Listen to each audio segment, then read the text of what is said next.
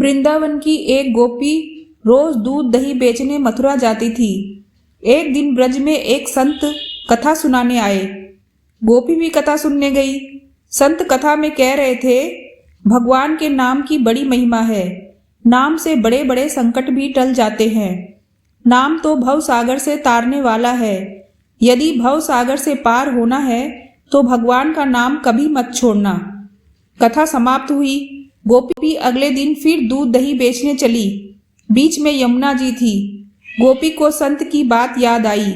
संत ने कहा था, भगवान का नाम तो भव सागर से पार लगाने वाला है।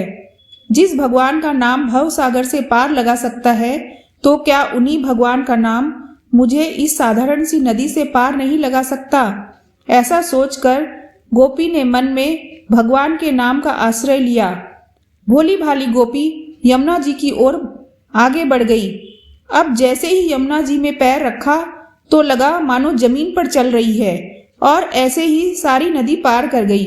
पार पहुंचकर बड़ी प्रसन्न हुई और मन में सोचने लगी कि संत ने तो ये बड़ा अच्छा तरीका बताया पार जाने का। रोज रोज नाविक को भी पैसे नहीं देने पड़ेंगे। एक दिन गोपी ने सोचा कि संत ने मेरा इतना भला किया, मुझे उन्हें भोजन पर बुलाना चाहिए। अगले दिन गोपी जब दही बेचने गई तब संत से घर में भोजन करने को कहा। संत तैयार हो गए। अब बीच में फिर यमुना नदी आई। संत नाविक को बुलाने लगा तो गोपी बोली, बाबा नाविक को क्यों बुला रहे हैं? हम ऐसे ही यमुना जी में चलेंगे। संत बोले, गोपी कैसी बात करती हो? यमुना जी को ऐसे ही कैसे पार करेंगे? गोपी बोली, बाबा आपने ही तो रास्ता बताया था। आपने कथा में कहा था कि भगवान के नाम का आश्रय लेकर भव सागर से पार हो सकते हैं। तो मैंने सोचा जब भव सागर से पार हो सकते हैं तो यमुना जी से पार क्यों नहीं हो सकते? और मैं ऐसा ही करने लगी। इसलिए मुझे अब नाव की जरूरत नहीं पड़ती। संत को विश्वास नहीं हुआ। बोले, गोपी तू ही पहले चल, मैं तुम्हारे पीछे पीछे आता हूँ। गोपी ने भगवान के नाम का आश्रय लिया और जिस प्रकार रोज जाती थी वैसे ही यमुना जी को पार कर गई।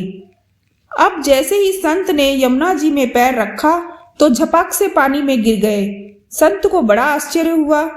अब गोपी ने जब देखा कि संत तो पानी में गिर गए हैं, तब गोपी वापस आई और संत का हाथ पकड़कर जब चली तो संत भी गोपी की भांति ही ऐसे चले जैसे जमीन पर चल रहे हों।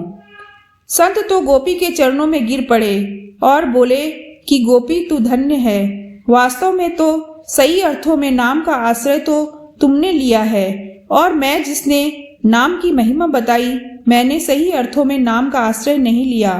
हम भगवान नाम का जप एवं आश्रय तो लेते हैं, पर भगवान नाम में पूर्ण विश्वास एवं श्रद्धा नहीं होने से हम इसका पूर्ण लाभ प्राप्त नहीं कर पाते। शास्त्र बताते हैं कि भगवान श्री कृष्ण का एक नाम इतने पापों को मिटा सकता है जितना कि एक पापी व्यक्ति कभी कर भी नहीं सकता। भगवान नाम पर पूर्ण श्रद्धा एवं विश्वास रखकर हृदय के अंतःकरण से भाव विवल होकर जैसे एक छोटा बालक अपनी माँ के लिए बिलखता है, उसी भाव से सदैव प्रभु नाम का सुमिरन एवं जप करे। कलयुग केवल नाम आधारा, सुमिर सुमिर नर उतरहि पारा। तो दोस्तों, आपको यह कहानी कैसी लगी वीडियो में कमेंट करके जरूर बताइएगा। साथ में वीडियो को लाइक और चैनल को सब्सक्राइब जरूर कर लीजिएगा। जय श्री कृष्णा, राधे राधे।